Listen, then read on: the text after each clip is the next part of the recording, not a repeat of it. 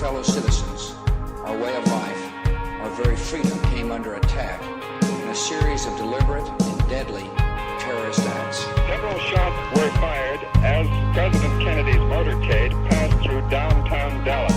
None of us will ever forget this day. Yet we go forward to defend freedom and all that is good and just in our world. Mr. Houston, say again, please. Houston, we had a problem. Ask not what your country can do for you. Ask what you can do for your country. I have a dream. My 4 little children will one day live in a nation where they will not be judged by the color of their skin, but by the content of their character. I have a dream today. Welcome to the Hagmann Daily Show, weekdays 2 to 3 p.m. Eastern Time.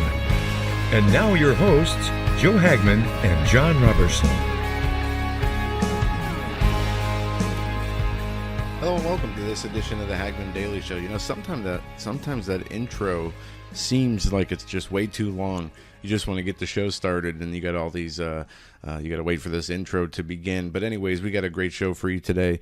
I am here solo right now. John's going to be joining me in a moment. But from what I can tell, the big news of the day, the important news of the day so far, as I'm seeing it, is this Peter Strzok testimony in front of Capitol Hill, in front of Congress. I'm going to play a few quick clips. Here's a quick exchange, 30-second exchange of Peter Strzok talking about to Trey Gowdy about the text messages and the context of the text messages he was sending with Lisa Page. And Strzok, true to form, comes out and says, not only did I send these messages, and yes, I meant what they said. I wanted to stop the president, and he, danced around how these verbal gymnastics on explaining away how this bias that he has, that has been shown to the world through his text messages, just his text messages alone, making you wonder how much other things were said in person or via emails or over phone conversations, whatever. But just through the text message, it shows you the amount of hatred, the love of Hillary Clinton. And this is one exchange between Peter Strzok and Trey Gowdy after the questioning why he was removed from the Mueller investigation. Was it over bias? And Peter Strzok says no. Let's take a listen. And your testimony is Bob Mueller did not kick you off because of the content of your text. He kicked you off because of some appearance that he was worried about. My testimony, what you asked and what I responded to, was that he kicked me off because of my bias. I'm stating to you it is not my understanding that he kicked me off because of any bias, that it was done based on the appearance. If you want to represent what you said accurately, I'm happy to answer that question, but I don't appreciate what was originally said being changed. I don't give a damn what you appreciate, Agent Strzok. I don't appreciate having an FBI agent with an unprecedented level of animus working on 2 major investigations during 2016. There, 26 or 36-second clip, pretty much summarizing the Gowdy, what I listened to of the Gowdy-Strzok exchanges, and Gowdy kind of got into left field there, talking about getting into a text message dealing with what Peter Strzok thought the vote count was going to be 100 million to 0 in Hillary Clinton's favor. And Gowdy, I don't know why he wasted time going down this road, but he asked a number of questions. But anyway, back to the overall sediment coming from these hearings. Now, what is really interesting about this, I got a Fox News report here, and this pretty much better sums it up. This is from just a few moments ago from Fox Business Network, and this is pretty much a summary of the Capitol Hill hearings that have taken place so far. So let's listen to this. Newt, I'm very glad you're with us this morning because your opinion on what's going on here is very much germane. At the end of this day, does anyone doubt that the FBI, Peter Strzok, protected Hillary Clinton and undermined President Trump deliberately? Is there any doubt after hearing what you've heard? No, this whole thing is unbelievable.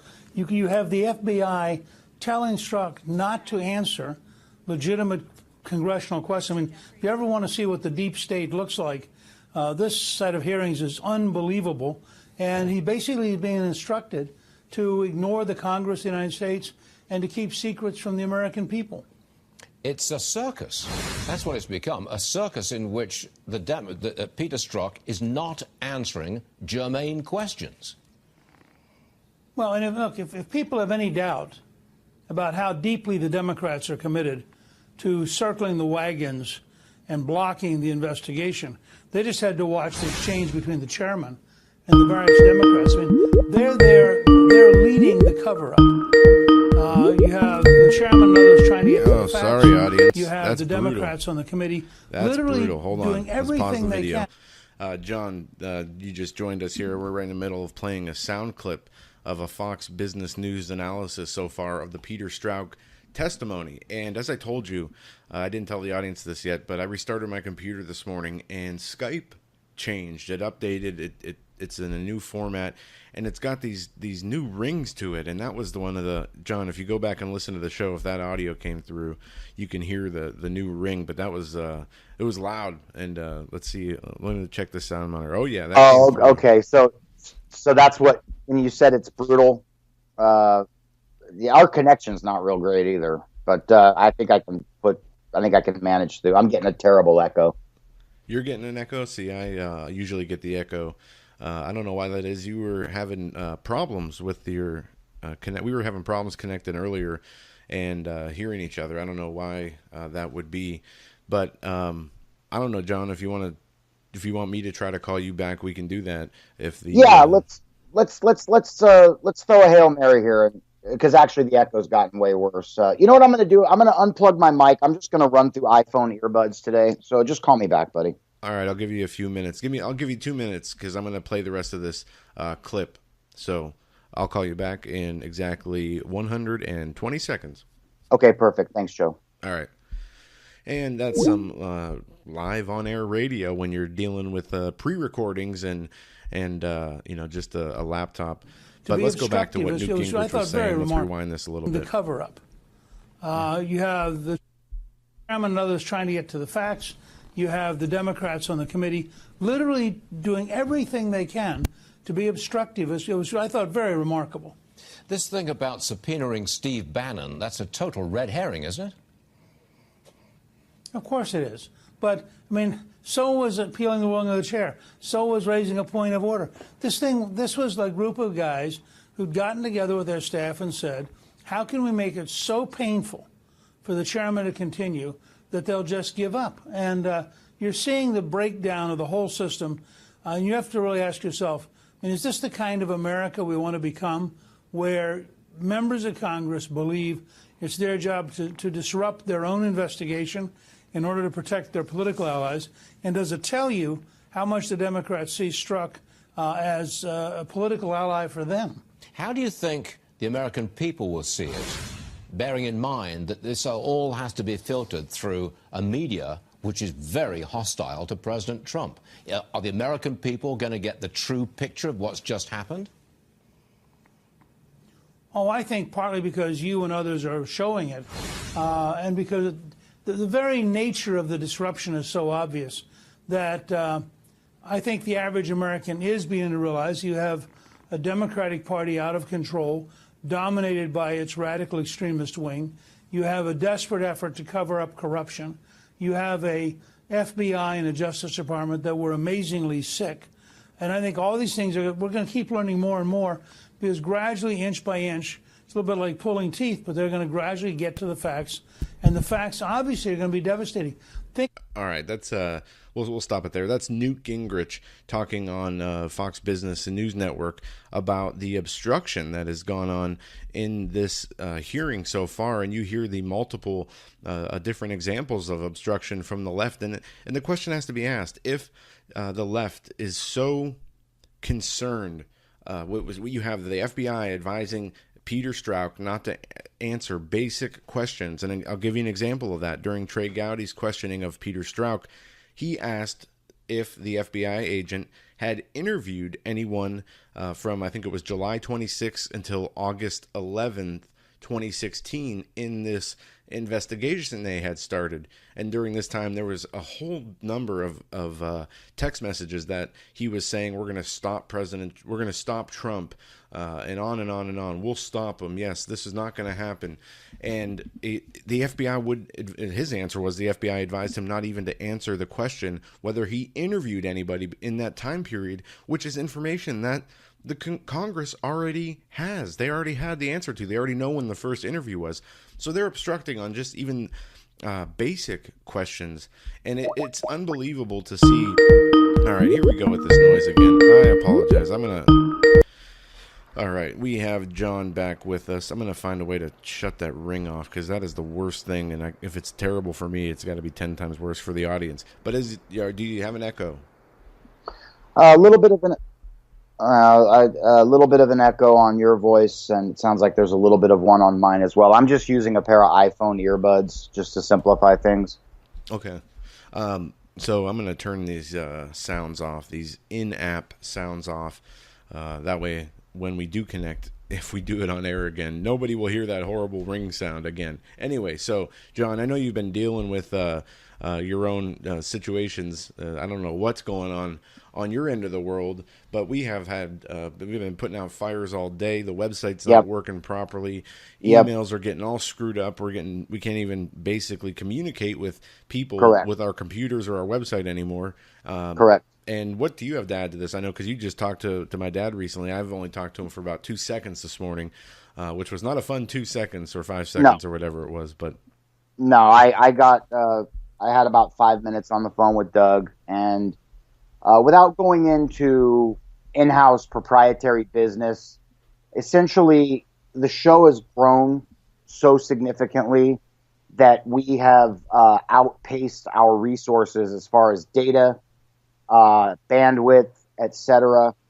And so we've essentially been shut down, and it's on the server level. So the good news is... So it's an extortion attempt. Yeah, that's right. The good news is that we are about 90% of the way there with identifying the problem so that we can now begin to fix it. But yes, to be very clear, and I want to put this out on the public record, there's a number of publicists and a number of regular guests, guests like Steve Quayle or Coach Dave or Peter Chalka or whatever, whose emails are not quote unquote landing with us.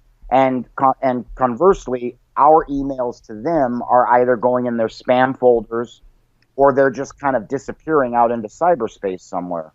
So it's a huge problem. It's a low tech problem, but it's a huge problem. And basically, Joe, we've been running on spit and paste for several days, and we're at the point now where the fat lady sings. So this either gets fixed. Right now, we are determining if there will be a Hagmann Report show this evening. Oh, okay. Well, interesting. And, we can always put it out on YouTube and Blog Talk, but I know that a significant amount of problems will be created if we do go on air and only half of our audience can access the show. But either way, let's jump into some interesting news. So in that time, you haven't been keeping up on the Strzok hearing in Capitol Hill, have you? Only what I'm seeing on Twitter, and I follow a lot of the big news hounds on Twitter, so I'm apprised of it. Joe, before we move forward, tell me how much time I should add to my show clock. All right. Well, we are 14 minutes into the show. So okay, about 46 minutes you can add.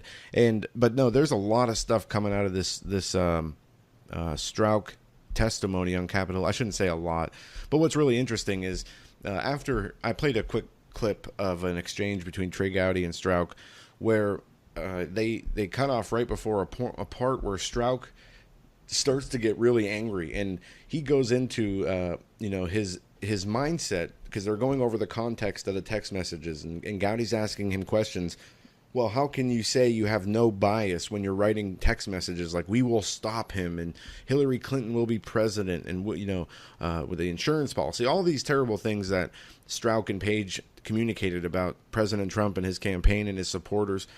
And Peter Strzok says, "Well, I find disgusting. This was on a night when I wrote this text message where the President Trump belittled the parents of a slain Muslim soldier who had strongly denounced Mr. Trump at the Democratic National Party. And he goes on and on about his outrage about this. But we already found out that this was a political stunt, that this soldier or whatever, that this Khan was paid a large amount of money. And him and his son ran a terrible pornographic website too. But he was paid for doing what he did, and it was made public at the time that this was, just a publicity stunt. And so this fake outrage, I'm just wondering if everybody's following what I'm saying, is if Peter Strzok is just furthering the lie by not acknowledging the information that came out after that story ran, or if he really is ignorant that the guy was basically, it was all done as a setup and he was paid a bunch of money to do it. Fake outrage, fake controversy. So that's my question. What's his real mindset? Is he pushing the lie on purpose, or is he really ignorant of that fact? Okay, and what you just sort of the fuse you just lit, Joe, is, I would say, one of our biggest problems in what we do for a living right now, and that is that the corruption, the lie machine, has become so professionalized. Oh yeah, that it's almost impossible without the Lord God and His Holy Spirit to believe anything. Let me throw. I don't want to take us off course, but I got to throw a little levity in here, Joe. We're almost halfway through the show, and this is actually kind of funny. You'll like this. So last night, I went on Twitter. I wanted to see how our show last night. We had a great show on Hagmann Report, as you know, and I wanted to see how it was doing, if we were getting some retweets, etc. And you're going to love this. A lady, this lady who is one of the key Tucson people, okay, just convinced that Craig Sawyer is the devil and none of us know what we're talking about. Granted, Stuart Rhodes and Craig Sawyer actually were there and saw what was happening, so I would tend to listen to what these men, both of excellent reputation, so this is a person who believes that the Tucson thing is still a thing, and it was real, and that okay. Oh, because I don't know. I guess Q told her, or maybe she's in the basement and got really fast internet. I don't know. But you're going to love this, Joe. You're going to love this. So I get a direct message last night, and it's a direct message, and then I'm blocked from the account. So it's basically I'm being pulled off and then having the door slammed in my face. And what this crazy lady said, you're going to love this, is that she knows that Craig Sawyer and Vets for Child Rescue are totally corrupt. She knows that Craig Sawyer is spying on her because she's going to save the children and Craig is corrupt. And this is the best part. And that I'm not really the producer for the Hagmann Report. I'm a spy for Vets for Child Rescue. Well, I would laugh at that if it wasn't so sad, John. Obviously, the person has some problems, I guess you could say. Oh, but the best part is she's an ICU nurse. A what? She's an ICU nurse? She's an intensive care unit nurse in a burn unit in Southern California. Well, I don't know what to say to that, but yeah, we deal with these kind of people all the time, and they're as much as look. I'll say this: what I've figured out in the years of doing this work is that yes, everything that we see in our world, there is all one big evil conspiracy behind it, but that does not mean every single person in the world is part of that conspiracy. But sometimes when you get that mindset, if you dig too deep in it, especially without the spiritual perspective, you can go way down some rabbit holes. And we've seen people who have become, believe wholeheartedly, or whatever you want to say, however you want to frame it, that people we work with are terrible or spies or this or that, without any proof whatsoever. And it's frustrating, but at the same time, it comes with the territory, I guess. Joe, if you don't mind unpacking this for a moment, you made a really interesting point. I have personally seen some very intelligent people Going back to like 2013, I guess, when I started going to conferences and starting to meet people here and there a little bit. Yeah, I've seen some really intelligent people basically self-destruct. And I think what happens is the spirit that is that demon or the legion of demons that creates all this lie and corruption, okay, all these lies. Think about the demons cast into the pigs, and then the pigs ran off the cliff. So an army of demons that are in D.C. and New York and L.A., and they're spinning all these lies. I think that those spirits, if you read those lies all day long, whether you believe them or not, I think those spirits can actually attach to you and they can begin to oppress you.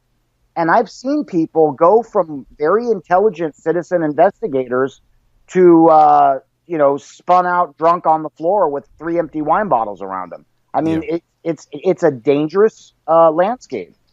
Yeah, it is, and it's an unfortunate part of doing this, but it happens in all walks of life. But getting back to, I want to make sure we cover this Strzok stuff and the way it's being presented across different news platforms. Here's a article linked off Drudge from Yahoo News. FBI agent angrily rejects charges of bias at chaotic hearing. And this goes into what I was talking about. It says, an FBI agent whose anti-Trump text messages fueled suspicions of partisan bias said at a bitterly contentious and occasionally chaotic hearing in Congress Thursday that his work had never been tainted by politics, angrily rejecting Republican allegations that he set out to stop Trump from becoming president. At no time in any of those texts did those personal beliefs ever enter into the realm of any action I took, he says. He insisted, under aggressive questioning, that in August 2016 messages in which he said, "We'll stop a Trump presidency," he says that it followed the degradation of the family of a dead U.S. service member. And it's a horrible, disgusting behavior of President Trump, and that was his personal view. And see, this is all I'll cover it up. But my question is, the real question I have is, why is he not, and why has he not been arrested? See, these hearings should happen after he's been convicted and is in prison for his crimes, so we can get full transparency, so there's nothing to lose at the end of the day. Because as the clip we played earlier, as the host on Fox Business News said, and as this article points out, they call this a chaotic hearing, a circus, but they're not pointing out why it's a circus. It's a circus because the left is doing everything they can to use tactics to delay, to interrupt, to stop lines of questioning. I mean, they're really pulling out all the stops. And why are they being so protective? Why are they doing as much as they can to undermine their own investigation? So this is Democrats on the House Oversight and Judiciary Committees impeding their own congressional investigation into this matter, the 2016 Hillary Clinton email investigation and the cover-up of, and then the starting of the President Trump Russia collusion investigation. They're doing everything they can, and then when they have no tricks left in the bag, you get the message, an FBI lawyer has advised me not to answer that question. Even simple questions that the Congress already knows the answers to. Well, what do they have to hide? Joe, it reminds me of the very, I would say, infamous Robert Kennedy Valachi hearings when we first began as a nation to learn about organized crime back in the early 60s when Robert Kennedy was Attorney General. And I think it was Jimmy Hoffa who is sitting there pleading the fifth over and over again. And Robert Kennedy looks at him and goes, "Why are you afraid to answer questions? Are you a little girl? I thought only little girls got afraid and won't answer questions." It's a great clip. It's all over. You can see it on YouTube. And the other thing I was thinking as I read through the article that you were just sharing, if we pick up the next paragraph about Strzok's behavior in this testimony, it says, "But he added in a raised voice and emphatic tone, quote, 'It was in no way, unequivocally, any suggestion that me, the FBI, would take any action whatsoever to improperly impact the electoral process for any candidate,' end quote." Did you notice how he carefully worded that? Some Democrats, it's a complete lie. Some Democrats applauded after he finished speaking. This is a situation, Joe, where we as a country, and forgive me for making a blanket statement, but really, I want our listeners to think about this. We as a country have to ask ourselves at this point, July 12th, 2018, Are we still a nation under rule of law? This man is lying under oath, and based on party politics, members who are supposed to be, as you just said, seeking the truth are applauding what they know damn well to be his lie. Excuse my language. No, and that's a great point you made. And, what I find interesting about that exchange is what he says, that no way, unequivocally, any suggestion that me or the FBI would take any action whatsoever to improperly impact the electoral process for any candidate. So, but think about what he did. And what we know, what has been proven as fact that we know he did. Not only did he obstruct the Hillary Clinton email investigation and change the language from ever becoming an actual real criminal issue for Hillary Clinton, then they turned around and invented lies through the dossier in the FISA courts to start an investigation into President Trump that they thought was going to lead to his impeachment if he did win. And it's all been exposed, and he's going to sit there and say that they did nothing. They did everything they possibly could within their power. That's right. Let's not forget Andrew McCabe, the meeting at the church. We haven't talked about these things in a few months. Doug Hagmann and yourself covered them extensively. I know Doug did several shows on the Doug Hagmann show about this, probably back in January, February. But Strzok is so clearly lying. Because remember, we've got the next chapter of the story, and that is that there were purported meetings in Deputy Director McCabe's office. That Strzok was absolutely implying that the FBI would use their power as the top federal domestic law enforcement agency to corrupt the 2016 election. That is, Joe, that's a fact that a well-studied, cogent 10-year-old should be able to comprehend. Yeah, and that's what Mr. Gowdy says exactly very well here. Before the hearing was stopped, and they actually thought about recess on the hearing to vote on whether they should hold Strzok in contempt. But this is what Trey Gowdy said. Agent Strzok had Hillary Clinton winning the White House before he finished investigating her. Agent Strzok had Donald Trump impeached before even starting investigating him. That is bias. Agent Strzok may not see it, but the rest of the country does, and it is not what we want, expect, or deserve from any law enforcement officer, much less the FBI. And I think that sums up nicely exactly what has happened. But just the fact that, like I said, he's not in jail. Lisa Page is not in jail. They're still getting paid by the FBI. Wow. Joe, it's unacceptable.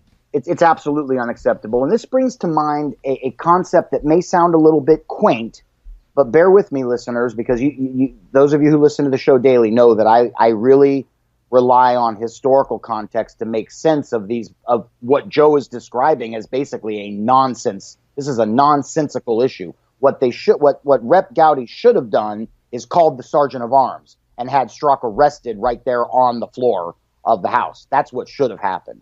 But that's not what happened. It's not. So what I think of, I go back, Joe, to Benjamin Franklin during the Constitutional Convention. What would that be? 1789 in Philadelphia. And there's that famous line where he walked out of the convention. It was a sweltering summer day, and a regular citizen, a woman, middle-aged woman, said, "Well, Mr. Franklin, what will it be? What government have you framed for us?" And he looked at her and he said, "Madam, a republic, if you can keep it." And now, those were prescient words by Benjamin Franklin 200 plus years ago. A republic, if you can keep it. And right now, Joe, what we see from the reprobate left, from the reactionary, vitriolic, and in many cases violent left, and it's exemplified by legislators applauding perjury. This is congressional perjury is what this is. And they're applauding it. So I ask this question to all the Daily Show listeners. We have had a republic, yes, but are we able at this time to keep it? Joe, what we need is statesmanship at this point. We need individuals like a Scoop Jackson, or a Rudy Giuliani back in his heyday, or a Ronald Reagan, A Margaret Thatcher.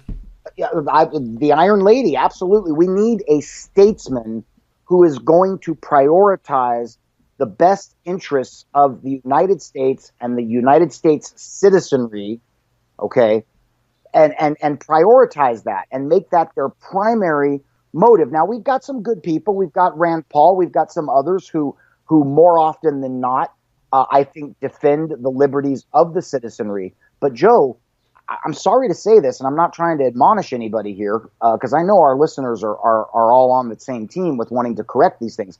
But it goes back to Benjamin Franklin's admonishment, 1789.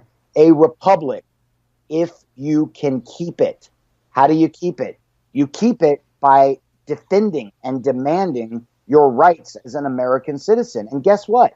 The average American citizen, Joe, totally absconded from those rights when the iPhone was invented and Netflix came along. Yeah, that's very true. And we see, it's one of the things, too, that I heard Strzok say, which I hear so many people say constantly when referring to America. He called it our democracy. And that's, one of the largest fallacies of the 21st century and in this digital age is that we live in a democracy. We don't live in a democracy. And anybody who says that we do is either wrong or they are intentionally driving that down people's throats to convince them that it is a democracy instead of a constitutional republic. When we talk about the Constitution and the Supreme Court, specifically since Kavanaugh's in the nomination process or whatever, I was listening to a Glenn Beck show the other day, and he played a clip of Ruth Bader Ginsburg. Ruth Bader. How she would look at the South African or South American Constitution and these different nations' constitutions as looking on ways to change our Constitution. And one of the best points I heard Glenn Beck make in the last 5 years is that what has made our Constitution so well, or what has made it right, is that we did get it right. We're not the South African Constitution. Many governments have started a constitution based on the U.S. Constitution, but because they have not done it properly, because it wasn't established properly, because they changed little things here and there, none of them worked. And what has created the most successful and wealthy nation, basically in human history, is what the Constitution has given us, whether you think it's good or bad. So, with that being said, we need to follow that model as closely as the founding fathers intended us to. Otherwise, we already have lost what we had, but we could lose a lot more as well, and that's the direction we're heading in.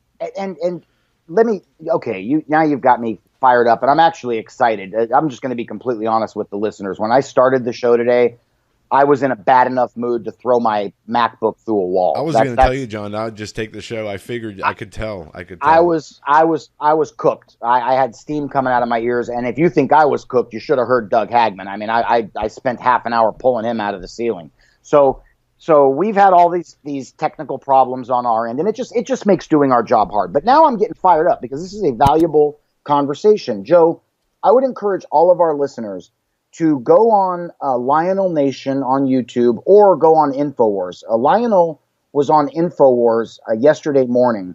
And, Lionel is a former prosecuting attorney. I think he worked Southern District, same as Rudy Giuliani. He's also an Emmy award-winning television producer. And he's just a sharp guy. I really wish Lionel was a Christian. That's the only thing that throws me off about him. But other than that, he's brilliant. And his commentary yesterday on the Constitution was so sharp because I didn't agree with everything, but it created fresh thinking in my mind. So what I'm trying to explain is Lionel said this. He said, the Constitution, and remember we talked about interpretation 2 days ago. We even went into the definition of the word interpret. He said, look, interpretation of the Constitution is not so much what the Constitution says. It's trying to figure out what we do for all the things that the Constitution doesn't say. And he rattled off a bunch of them. He said the Constitution doesn't say anything about space development or boating or over-road trucking or any of these other, or cybersecurity. There's nothing in the Constitution about any of these things. However, like you just said, Joe, there is a spirit and a letter of the law in the Constitution. And what I find interesting is when Supreme Court justices render their opinions, and then when the other side renders their dissent, people tend to emotionally glom onto what works for them politically. And I do it too. Okay, look, the bottom line is I want abortion stopped. I don't care what it takes. I don't care if it takes a war. I want abortion stopped. Maybe people think I'm extreme for that. But it's interesting, Joe, when we look at the document, well, good. I appreciate that. I'm sharpening my knife right now. No, but seriously, go back, folks. Check out that commentary, Lionel Nation, from yesterday, Wednesday, July 11th. Really a think piece. And Joe, what it comes down to is a representative republic, which is what our country is only as strong as the sum total of its pieces and parts. And what is that sum total? Well, it's the spiritual health of every citizen. It's the financial health, the entrepreneurial spirit, and it's also the commitment to voting and to participation in government from the most local level up to the general elections every 4 years. And the problem, Joe, is that the country has become enraptured with entertainment. People just want to be entertained. This goes back to the quip I made a few minutes ago about this crazy lady who thinks that I'm a spy for Craig Sawyer. If people are mixing entertainment and information, and it's infotainment. They can't separate one from the other. But what many Americans want, Joe, is they want to be entertained. They don't want to do any homework. They don't want to dissect, analyze, apply critical thinking, cogent reasoning. These things are not popular. They're not sexy. Americans want it fast, hot, put it in a cute sound clip, give it to me in 280 characters, or be gone. Yeah. And, that's one thing that we've seen and we've talked about at length on the show is the hyper emotionalism and as you said, the people want to be entertained. And that is really such a problem for our society. Instead of people, because we've reached a point all throughout history. I mean, we didn't even have electricity till 150, 170 years ago, where people had to basically work and suffer, and things got more comfortable, got more cozy with refrigeration, transportation. Now we have air conditioners and heaters and all this crazy stuff that nobody ever had. And now we have the internet and computers. Nobody had these things, all throughout human history, as far back as we can tell. And now we have this generation of people that is basically nobody even plays outside anymore. Nobody goes on adventures. Nobody tries to do anything. I know. Let me jump in. Can you imagine that, Joe? I know that there's 11 years difference between you and I, but remember how fun it was as a kid to open up the garden hose and play with your buddies, spraying each other in the face, or building a bike ramp or a skateboard ramp. Or getting your BB gun. Yeah, going to explore a sewer tunnel system, or take a hike in woods that are taking the dog with you. Yeah, I mean, there's all kinds of you could not keep us inside when we were kids. Nope. Hey, Joe, I'm gonna pipe down here and I'm gonna give it to you for some more news, but I just want to make a quick announcement, and this is to remind you as well. But we have a guest tomorrow, and we have a guest that I'm really excited about. He came to us through Pastor Mike Spalding. And the guest that we will have on the Daily Show tomorrow's name is Preston Condra. And he wrote 2 books. And I showed them to you last week, Joe. And the books are By Which We Are Saved, Sharing the Gospel with Confidence. And the other book is I Have Some Good News, The Gospel, Objections, and Answers. So whereas we're going to move through the news for the rest of today's show, tomorrow, we'll be joined by Preston Condra, who is a major apologetics guy. And what we'll do, Joe, is we'll take the week out with some of the basic objections that people have to the gospel, to salvation through Christ. And we're going to pick these apart. And I've got both of these books in my hand. And what I love about Preston's work is that the books are indexed. So, for example, if I open up the index, we can talk about things like this tomorrow. Jesus isn't God. The Bible has 2 different gods. How about this one?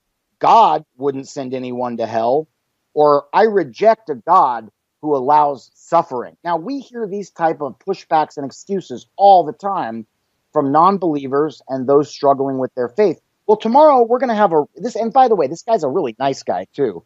But Preston Condra tomorrow, and what we're going to do, Joe, is we're just going to ask some of these tough questions, and this gentleman who wrote these great books is going to give us some tough answers. Well, I'm really looking forward to that, and that's I have not seen the book myself, but that I know that those controversial type topics are great and can be answered in a very biblical and scriptural way, and they always are. So I'm really looking forward to that. And before we get too far away from the Constitution, we can go back into what you just talked about, John. But before we get too far away from the Constitution, I want to kind of take an interesting turn here on something that happened last night that people and listeners are probably not going to agree with me, but I don't agree with. How many people saw that Stormy Daniels was arrested? She was arrested in a Columbus, Ohio strip club after a Vice officers apparently observed her and, I don't know, touching customers. And so there's some arbitrary law on customers that says whether sexual or not, you're not allowed to have any contact with any performer who is nude or partially nude in the building or in the parking lot.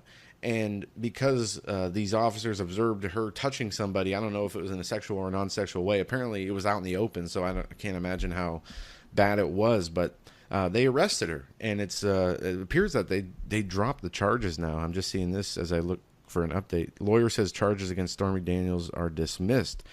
Interesting. So, but I thought that it was just a little bit crazy to see that on the front page of Drudge this morning. It didn't seem like well, she looks kind of good in her mugshot. Better than any pictures I've ever seen of her. I was going to say she doesn't have 5 pounds of makeup on in the mugshot, and she actually looks like okay. But Joe, my wife made that comment today too. She's like, "Wow, that's the best picture I've ever seen of her." Picture I've ever seen. Joe, here, let's remind our listeners of this, okay? Stormy Daniels is like a darling of this leftist reprobate, we hate Trump crew. Think about, and I know we talk about this a lot, but I really want listeners here on this Thursday to really let this sink in, okay? Chuck Schumer, Nancy Pelosi, Maxine Waters, Adam Schiff, Stormy Daniels. I mean, come on, America. Is this the crew that you want to roll with? Are these the people that you want to be identified with? Remember, we are known by the company we keep. Joe, this is a crew of losers. Well, yeah, it is. But as much as big as losers and liars as they are, I don't like to see arbitrary laws abused to put people like that in publicity stunt type situations. So I just wanted to say that. Hashtag free Stormy Daniels. I mean, I say we let her out and hey, Stormy, what are you doing later tonight? I'd say no, I'm just kidding. I'm totally kidding. I hope you're kidding. I'd say a more interesting story is the Papa John's, the founder of Papa John's. Did you see the comments that he made during some kind of racial sensitivity training or what was it? Let me see here. Where was it? He had to step down in January after his remarks on football players taking a knee during the national anthem. But listen to what he said during whatever was going on. There was a May conference call, he was receiving public relations training from an outside marketing firm. And this is what he said to this firm or to these people. And I don't know that this should have been made public, but apparently there's a video or audio of it. He said, Colonel Sanders used to call black bleepers the N-word and never faced backlash. He also said, in Indiana, where I grew up, people used to drag African Americans from trucks until they died. Papa John's is going to be in some trouble, man. Holy crap. Yeah, well, okay. What is he thinking? What is he thinking? First of all, I don't feel anywhere near as badly about my off-color remark about Stormy Daniels. But, Joe, just to be clear with our listeners, I want to walk that one back. I said that just to be funny. Okay, no, I didn't mean any offense or anything. It was just that was a softball that came over the plate at 20 miles an hour, and I had to hit that one. But, yeah, Papa John's. Okay, this guy's been in the hot seat. John Schnatter is his name. He goes by Papa John. That's his nickname. And it's sad because, look, Papa John's, honestly, it's not my favorite pizza, but he built a entrepreneurial empire, there's many components of the type of success in this man that I was referring to moments ago when I said the citizenry must participate in a republic. But then this guy flips off the reservation. Joe, you covered what he said very well. And I've got this from CNBC. This is written by Yen-Ni Lee, published 14 hours ago. Again, CNBC.com. Papa John's founder, John Schnatter, resigns as chairman after apologizing for N-word comment. Shares surge. So this is the world we're living in. This man has stepped down from he is Papa John, so he built the business. He has stepped down because his mouth got him in trouble. But at the same time, the Wall Street white shoe fat cats make money.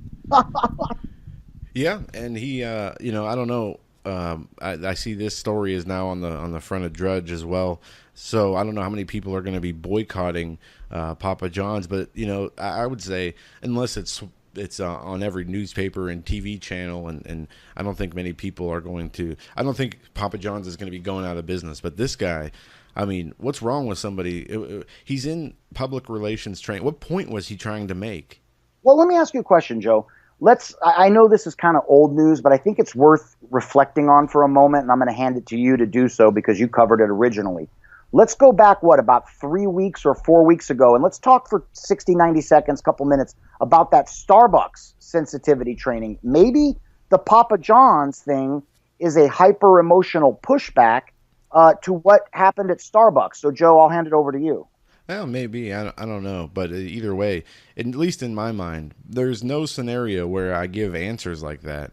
Is he trying to justify? I mean, because what they were talking about was the NFL protest. And I don't even remember his initial remarks that were so controversial that got him basically to step down as being the CEO of the company. But this is far, far worse than anything he could have said. Remember, what I meant by the Starbucks reference, correct me if I'm wrong, but didn't they sit their employees down and force a bunch of African American employees to watch like all this heinous, videos violent, of police crazy stuff? beating and shooting and killing? Yes.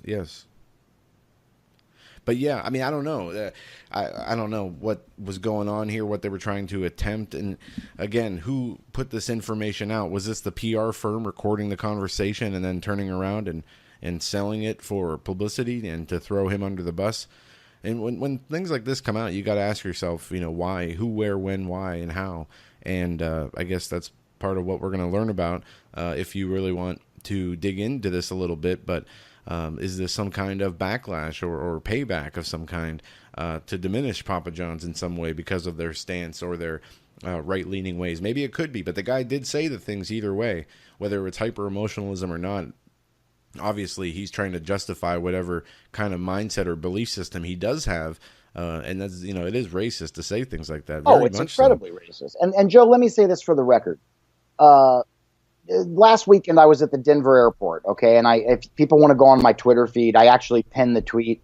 I had to get rid of that awesome Rockefeller tweet that's been up for like 6 months. But anyway, I shot the murals that's a couple of the murals have been taken down, but the one with all of the multiracial, multicultural stuff and all of the new agey kind of chakra stuff is still up, and we know that in that mural, there's a picture of a little girl in a casket. People could just go to @RobertsonJohn on Twitter, and you can see the video.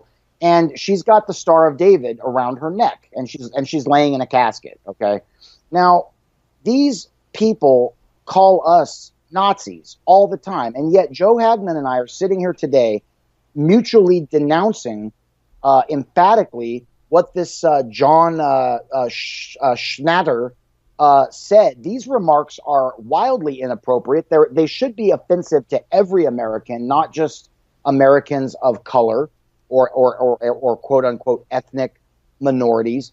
At Hagmann Report, we don't go for this garbage at all. We hate this kind of stuff. What we want to see, Joe, is we want to see the country come together back under the 10 Commandments and back under. It's like God laid out a perfect plan for us. And basically, Hold on. I don't know what.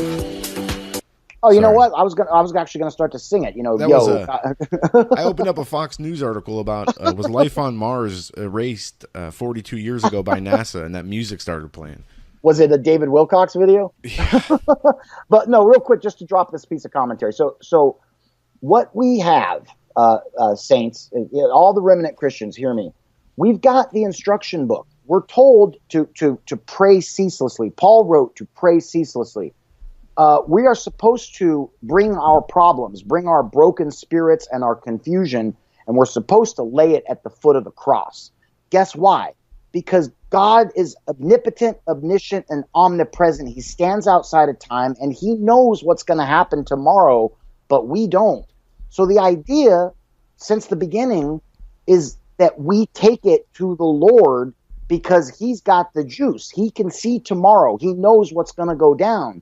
But the problem, Joe, is that, and I'm guilty of it, I know at times you are too, and I'm sure many of our listeners are, what we do is we try to shoulder it all ourselves. And we're living in a time now where the stories are so insane, the news is so bizarre and corrupt and violent that you can't make sense of it unless you take it to a spiritual level.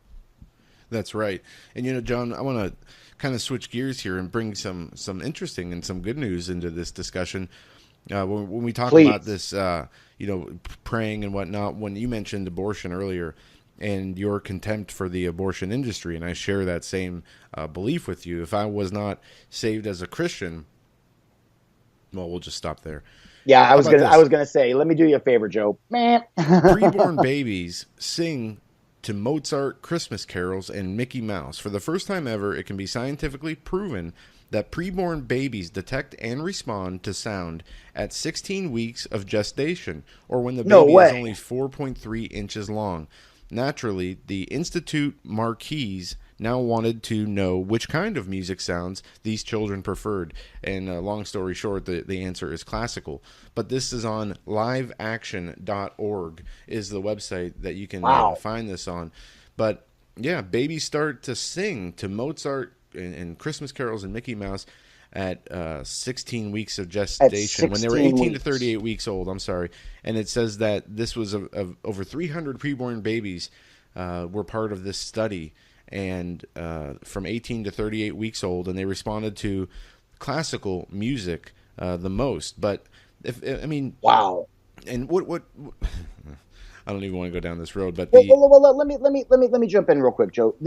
There's something. In fact, I'm going to make this my final comment for the show today. I want to say thank you to the Lord for getting me through this show, because I'm telling you, listeners, I came in hot. I came in with my pants on fire. I had a bag of bees in my drawers when I got on the air this morning. But a bag of what? A bag of bees. Oh, okay. I had the entire leftist collectivist hive down my backside. But there's something that happened, and I've shared the story once before, and then I'm going to hand it to you for the remainder of our time, Joe. When I worked for Disney in 2013, I had an employee. He was one of my guys who asked to get off work early because his wife was pregnant. She was in her first trimester, and they were going to go have their first sonogram. Okay, and I said absolutely. But take that tomorrow off early or whatever it was. The next day, he came in, Joe. I'll never forget this. I can see his face. And he had his iPhone. And he was like, John, come here. And we were standing on a soundstage at Disney. And he's like, you got to hear this. You got to hear this. And he played, like the little digital recording app on the iPhone. He played his baby's heartbeat at 28 days old. And what it sounded like was gently swishing water back and forth. But that's been scientifically proven to be the actual heartbeat of the baby. So listeners, get on your knees, man, and keep praying about this one, because I just told you 28 days, we've got a heartbeat. Joe just told you that in the first and at the beginning of the second trimester, that babies are quote unquote singing in the womb. And Joe, until we mitigate this issue, again, it's like I said the other day, make America great again. We are putting a fresh coat of paint on a house that is on fire. That's right. And, you know, the abortion thing is an argument that I cannot really talk. There's no justification. I don't care if you call it a clump of cells, if you say it has It doesn't contribute anything to society. Whatever your justification for abortion is, to me, it's just evil. And this goes back to what we've been talking about, John. If people would just live by the Ten Commandments, if people would just live by the established form of governance and human laws and love and caring that the Lord established for us, the world would be perfect. But as you can see, and today, God has been basically forfeited by our society, by our culture, and there's no way we can live under that system with more than half the people in this country not even acknowledging that He exists, or hating Him, or worshiping Satan. So that's what I have a problem with. I mean, do you move out of this country? Do you? How do you deal with that as an American who's a Christian, who wants to live in this system that was set up, but see it changing so far that I mean, we've murdered how many millions of babies through abortion? That's not sin that's just going to be washed away or forgotten. We don't. You know what's sad, Joe? We don't even know. Like, we don't know how many millions it is. Some say 40, some say 50, some say 65. When you've got a margin of error of 15 million innocent lives murdered, chopped up, and destroyed, you got a problem. Yeah, and I don't even know that you could run away, and that would even save you as far as judgment and whether. I mean, it's not even just people who promote abortion. The people who refuse to take a stance against it, I would say, are just as guilty. Just like with anything else, those who we are against murder. I guess we don't talk about murderers every day, or we're against bank robbers. We don't talk about bank robbers every day. But this is an example of something that has been accepted in our society as normal and lawful, that pertains to God's creation, and directly violates His commandments. I don't understand how a world that practices this kind of behavior can continue to have any kind of calmness or regularness of life. God, as Stephen Menking explained yesterday, is long-suffering. And if it wasn't for that, because Stephen made the example, he said, what if you had control over that button, John, that same button that God has? How many times would you have pushed the button by now on humanity? I'd be banging on it. Oh, I know, right? So, you know what, Joe? At the end of the day, here's what it comes down to. At the end of the day, listeners, ask yourself this in the deepest part of your heart.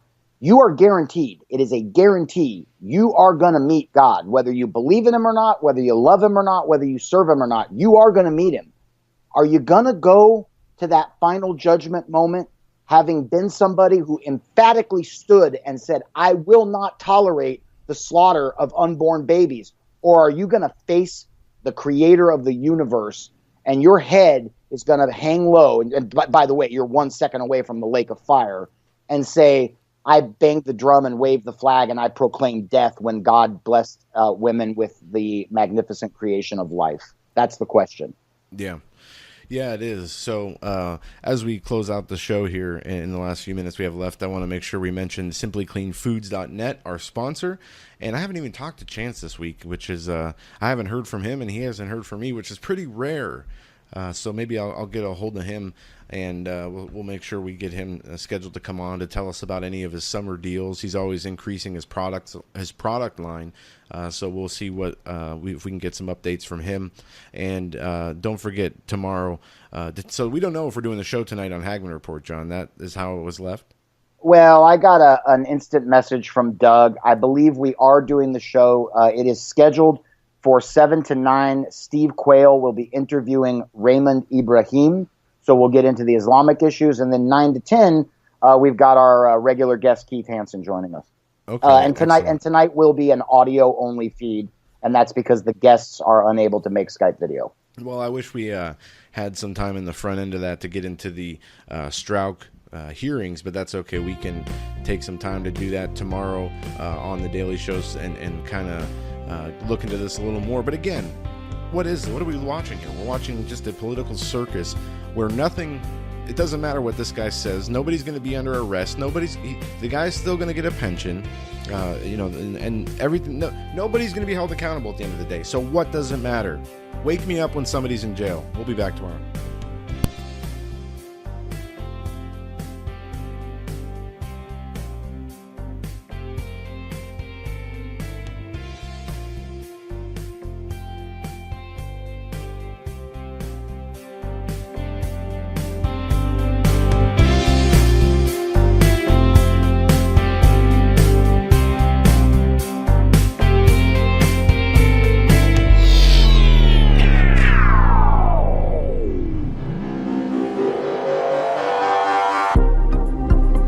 The Hagmann Daily Show is brought to you by the Hagmann Report.